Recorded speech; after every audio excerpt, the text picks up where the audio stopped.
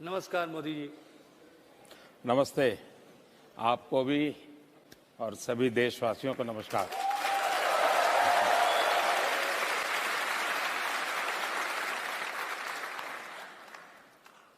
मोदी जी, हम सबको मालूम है आप कितने व्यस्त कार्यक्रम में से समय निकाल कर यहाँ आए हैं और हमने थोड़ा सा समय आपका चुराया है, तो पहले तो बहुत बहुत धन्यवाद।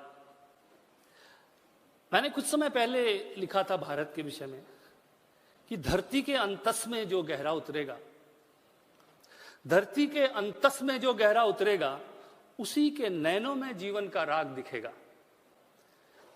धरती के अंतस में जो गहरा उतरेगा, उसी के नैनों में जीवन का राग दिखेगा।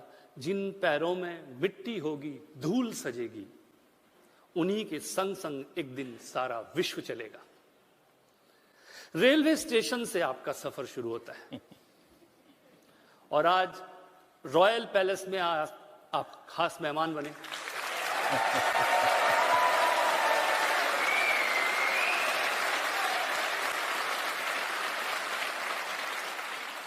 इस सफर को मोदी जी कैसे देखते हैं आप? प्रसून जी, मैं सबसे पहले तो आप सबका आभारी हूं कि इतनी बड़ी तादाद में आप सबके दर्शन करने का मुझे सौभाग्य मिला है और आपने धरती की धूल से अपनी बात को शुरू किया है। अब तो कविराज हैं तो रेलवे से रॉयल पैलेस, ये तुकबंदी आपके लिए बड़ी सरल है, लेकिन जिंदगी का रास्ता बड़ा कठिन होता है।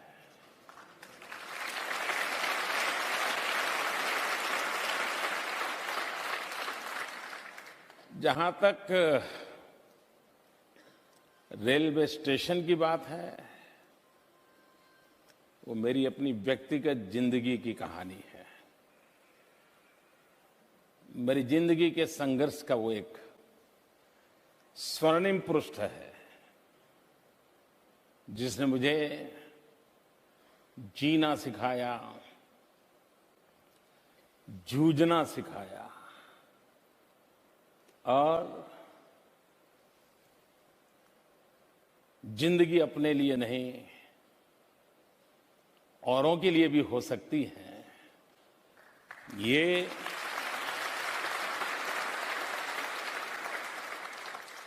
रेल की पटरियों पर दौड़ती हुई और उससे निकलती हुई आवाज से मैंने बचपन से सीखा, समझा। तो वो मेरी अपनी बात है, लेकिन रॉयल पैलेस ये नरेंद्र मोदी का नहीं है।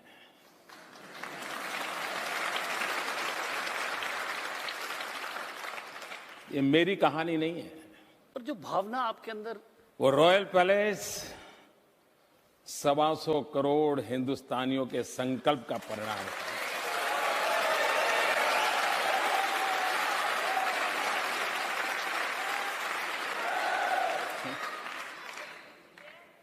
रेल की पटरी वाला मोदी ये नरेंद्र मोदी है। रॉयल पैलेस 125 करोड़ हिंदुस्तानियों का एक सेवक है, वो नरेंद्र मोदी नहीं है।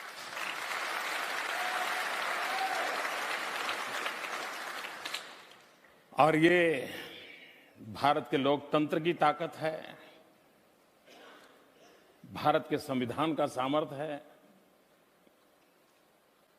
कि जहां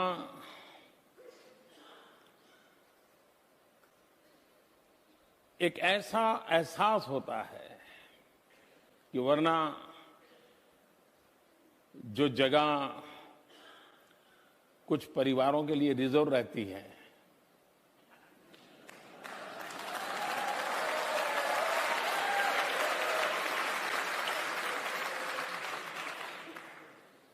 और लोकतंत्र में अगर जनता जनार्दन जो ईश्वर का रूप है वो फैसला कर ले, तो फिर एक चाय बेचने वाला भी उनका प्रतिनिधि बनकर के रॉयल पैलेस में हाथ मिला सकता है।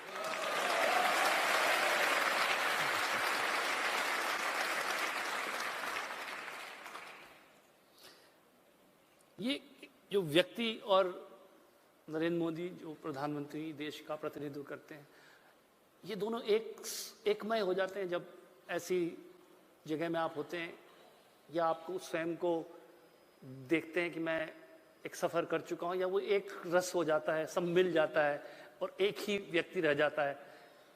ऐसा है, मैं वहां होता ही नहीं हूं।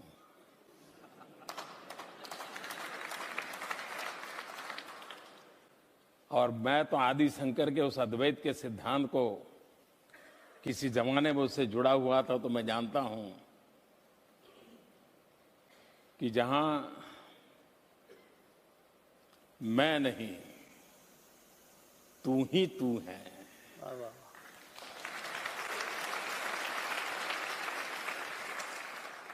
जहां द्वय नहीं है वहां द्वंद नहीं है। और इसलिए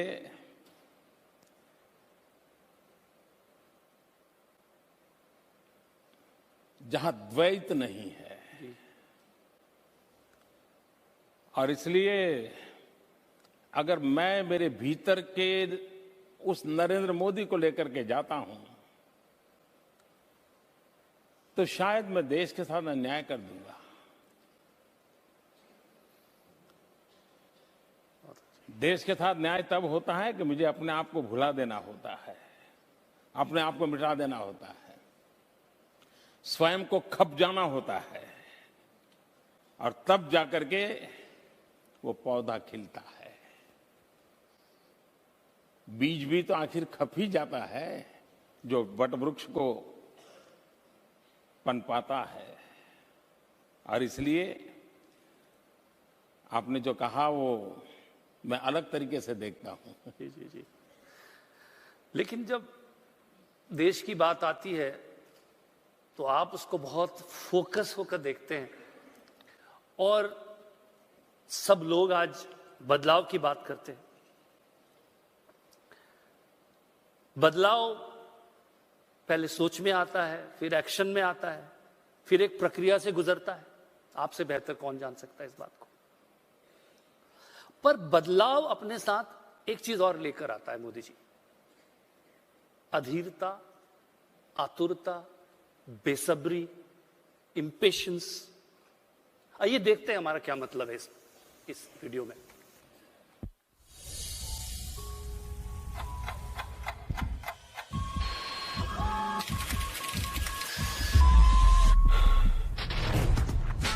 कल तक मैं बेबस था बदलाव के लिए, मानो माँ ने खीर रखी थी चूल्हे पर पकने के लिए, पर थाली में गिरने में सालों गुजर गए। मुझे वो सब बदलना था जिसने मुझे हमेशा कतार में खड़ा रखा।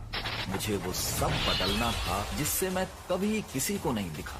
मुझे बांटने वाली, रोकने वाली, हाथ फैलाए रखने वाली, हमेशा निर्भर रखने वाली रीतियों को बदलना था। और आखिरकार बदलाव शुरू हो गया है। पहले मैं 2 कदम चलता था, आज 6 कदम चल रहा हूँ। इसलिए आज मैं बेसब्र हूँ और तेज रफ्तार के लिए। और तेज सड़कें बनाओ, और जल्दी इंडस्ट्रीज लगाओ, और ज्यादा फसलें उगाओ, और ज्यादा पावर पहुंचाओ। पहले से और ज्यादा काम की भूख है मुझे, पहले से तेज विकास की बेसब्री। हाँ, कल तक बेबस था, पर आज मैं तेज बदलाव के लिए बेसब्र हूं। मैं भारत हूं।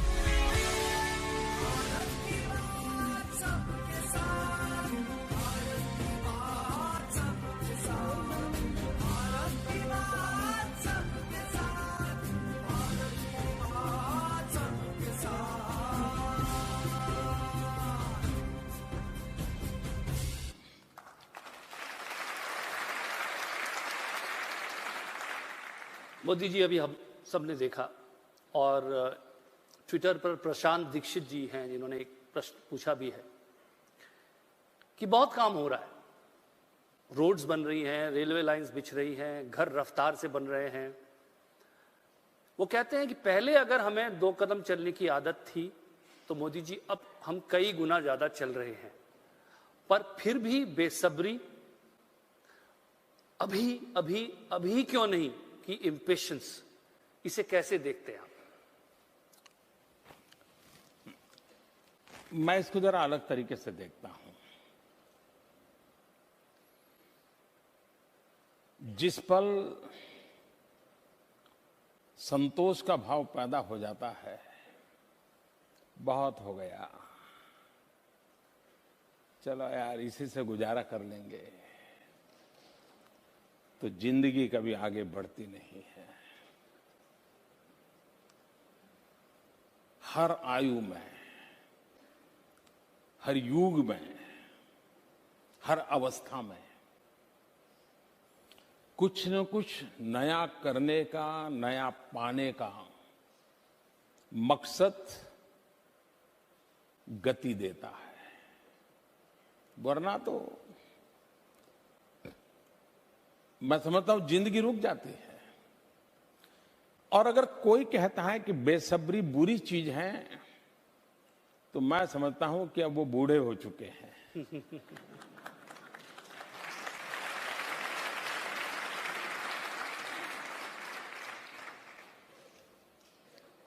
मेरी दृष्टि से बेसब्री एक तरुणाई की पहचान भी है। और आपने देखा होगा, जिसके घर में साइकिल है उसका मन करता है स्कूटर आ जाए तो अच्छा है, स्कूटर है तो मन करता है यार 4 व्हीलर आ जाए तो अच्छा है। ये अगर जज्बाई नहीं है तो कल साइकिल भी चली जाएगी तो कहेगा छोड़ो यार बस पे चले जाएंगे, तो वो जिंदगी नहीं है। और मुझे खुशी है कि आज 125 करोड़ देशवासियों के दिल में एक उमंग, उत्साह, आशा, अपेक्षा ये उभर करके बाहर आ रही है। वरना एक कालखंड था, निराशा की गर्त में हम डूब गए थे, और ऐसा कि चलो छोड़ो यार अब कुछ होने वाला नहीं है, होती है, चलती है। और मुझे खुशी है कि हमने एक ऐसा माहौल बनाया है कि लोग हमसे ज्यादा अपेक्षा कर रहे हैं। आप में से जो लोग बहुत पहले भारत से निकले होंगे शायद उनको पता नहीं होगा, लेकिन आज से 15-20 साल पहले जब अकाल की परिस्थिति पैदा होती थी तो गांव के लोग सरकारी दफ्तर में जाकर के मेमोरेंडम देते थे और क्या मांग करते थे कि इस बार अकाल हो जाए तो हमारे यहां मिट्टी खोदने का काम जरूर दीजिए, और हम रोड पर मिट्टी डालने का काम करना चाहते हैं ताकि हमारे यहां कच्ची सड़क बन जाए। उस समय उतनी ही बेसब्री थी कि जरा एक तो अकाल आ जाए, अपेक्षा करते थे अकाल आ जाए और मिट्टी के गड्ढे खोदने का काम मिल जाए, और फिर एक रोड पे मिट्टी डालने का अवसर मिल जाए। आज मेरा अनुभव है, मैं जब गुजरात में मुख्यमंत्री था, जिसके पास सिंगल लेन रोड है तो कहता है अरे क्या मुख्यमंत्री जी अब डबल रोड बनाइए ना। डबल बना था, अरे साहब अब तो ये क्या है, पेवर रोड होना चाहिए, पेवर रोड होना चाहिए। मुझे बराबर याद है, मैं उच्छल नीजर गुजरात के एकदम आखिरी छोर के तहसील थे, वहां से कुछ ट्राइबल लोग मुझे एक बार मिलने आए। वो कहते हैं हमें पेवर रोड चाहिए। मैंने कहा यार मैं तुम्हारे इलाके में कभी स्कूटर भी घूम रहा था, मैं बस में आता था, मैं सालों तक उस जंगलों में काम किया हूं, तुम्हारे यहाँ तो रोड तो है। बोले साहब रोड तो है, लेकिन अब हम केले की खेती करते हैं और केले हमारे एक्सपोर्ट होते हैं, तो इस रोड पर हम जाते हैं तो ट्रक में केले दब जाते हैं, हमारा 20% नुकसान हो जाता है। हमें पेवर रोड चाहिए ताकि हमारे केले को कोई नुकसान न हो। मेरे देश के ट्राइबल के दिल में ये पैदा होना, ये बेसब्री पैदा होना, ये मेरे लिए प्रगति के बीज बोता है जी, और इसलिए मैं बेसब्री को बुरा नहीं मानता हूं। दूसरा, आपने परिवार में भी देखा होगा, 3 अगर बेटे हैं, मां बाप तीनों को प्यार करते हैं, लेकिन काम होता है तो एक को कहते हैं अरे यार जरा देख लो, जो करेगा उसी को तो कहेंगे ना।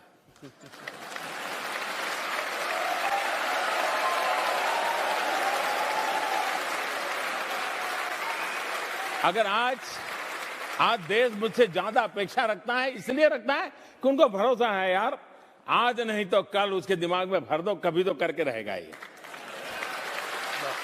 तो मैं समझता हूं कि और ये बात सही है कि देश ने कभी सोचा नहीं था कि ये देश इतनी तेज गति से काम कर सकता है। वरना मान लिया था पहले इंक्रीमेंटल चेंज हो जाए तो भी संतोष हो जाता था, यार चलो यार हो गया। अब उसको नहीं होता है, उसको लगता है अरे साहब। और हम जब कर रहे हैं, पहले एक दिन में जितने रास्ते बनते थे आज करीब करीब 3 गुना हम बना रहे हैं। पहले जितना काम एक दिन में होता था वो आज 3 गुना होने लगा। रेल की पटरी डालनी हो, रेल की डबल लाइन करनी हो, सोलर एनर्जी लगानी हो, टॉयलेट बनाने का काम हो, हर चीज में। और इसलिए स्वाभाविक है कि देशवासियों को अपेक्षा है, क्योंकि भरोसा है। जी, तो ऐसा लगता है कि जब पहले रोड उन तक पहुंचती है और जब उन तक रोड पहुंच जाती है तो वो दुनिया तक पहुंचना चाहते हैं। तो ये आशाएं एक तरफ आप जगाने की बात करते हैं और इस बेसब्री को आपने बखूबी समझा और उसकी जो पॉजिटिव साइड है कि किस तरह से वो बेसब्री जो है वो द्योतक है आगे बढ़ने की एक भावना का, वो आपने हमें समझाया। मोदी जी, लोगों की बेसब्री तो एक तरफ है, लेकिन क्या कभी आप बेसब्र हो जाते हैं सरकारी व्यवस्था जिसके साथ आप काम करते हैं, सरकारी कामकाज के तरीकों से? क्या कभी निराशा होती है कि चीजें मोदी जी के हिसाब से उस स्पीड से नहीं चल रही हैं, वो बुलेट ट्रेन की स्पीड से जिस तरह से आपके मन में घटित होती?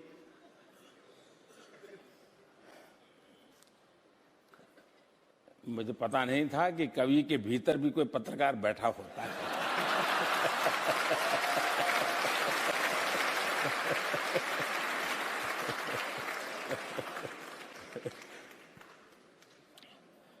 मैं मानता हूं जिस दिन मेरी बेसब्री खत्म हो जाएगी उस दिन मैं इस देश के काम नहीं आऊंगा। मैं चाहता हूं मेरे भीतर वो बेसब्री बनी रहनी चाहिए, क्योंकि वो मेरी ऊर्जा है, वो मुझे ताकत देती है, मुझे दौड़ाती है। हर शाम सोता हूं तो दूसरे दिन का सपना लेकर के सोता हूं और सुबह उठता हूं तो लग पड़ता हूं। जहां तक निराशा का सवाल है,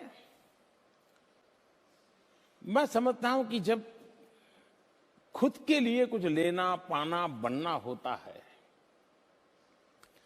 तब वो आशा और निराशा से जुड़ जाता है। लेकिन जब आप सर्वजन हिताय सर्वजन सुखाय इस संकल्प को लेकर के चलते हैं, मैं समझता हूं कि निराश कभी होने का कारण नहीं बनता है। कुछ लोगों को कभी लगता है कि छोड़ो यार, कुछ होने वाला नहीं है, सरकार बेकार है, नियम बेकार है, कानून बेकार है, ब्यूरोक्रेसी बेकार है, तौर तरीके बेकार है।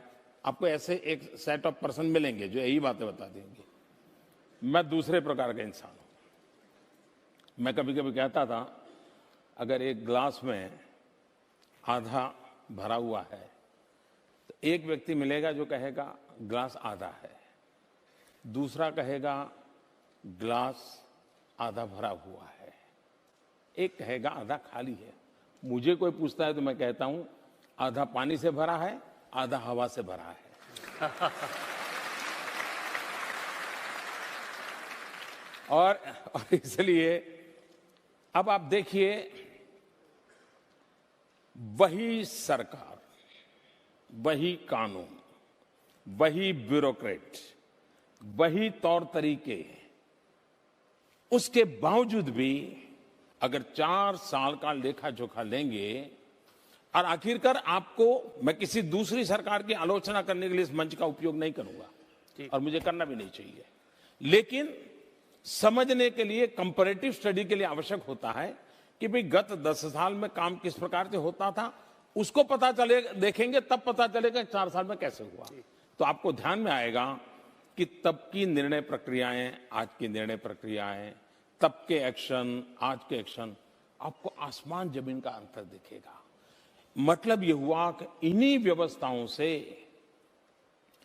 अगर आपके पास नीति स्पष्ट हो, नीयत साफ हो, इरादे नेक हो और सर्वजन हिताय सर्वजन सुखाय करने का इरादा हो, इसी व्यवस्था के तहत आप इच्छित परिणाम ले सकते हैं।